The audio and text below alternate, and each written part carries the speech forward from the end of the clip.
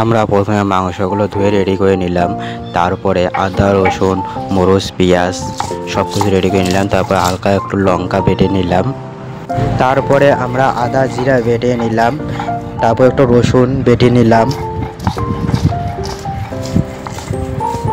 তারপরে মশলা সব কিছু রেডি করে নিলাম। আলু দিয়ে দিলাম তেলের মধ্যে।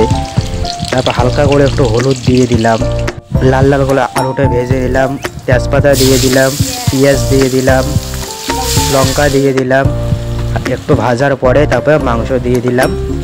সব মাংস দেওয়ার পরে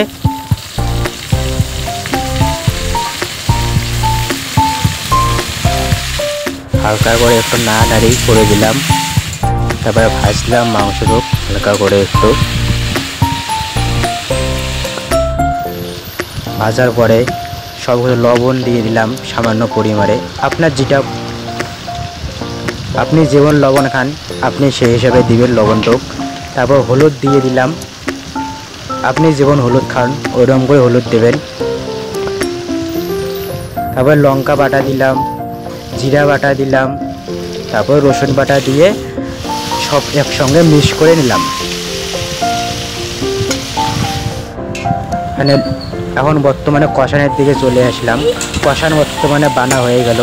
এরপর একটু করে জল দিয়ে দিলাম, হালকা করে একটু জল দিয়ে দিলাম। মাংসটা এখন সিদ্ধ করলাম। সিদ্ধ করার পরে গরম মশলা দিয়ে দিলাম। গরম মশলা তারপর একটু নাড়াচাড়া করে ভিডিওটা কেমন লাগলো অবশ্যই কমেন্ট করে জানাবেন। এরপরে আপনি কিসের রান্না দেখতে চান অবশ্যই কমেন্ট করে জানাবেন। চ্যানেল নতুন হলে চ্যানেলটি সাবস্ক্রাইব করে দেবেন। কমেন্ট করে জানাবেন ভিডিওটা কেমন লাগলো।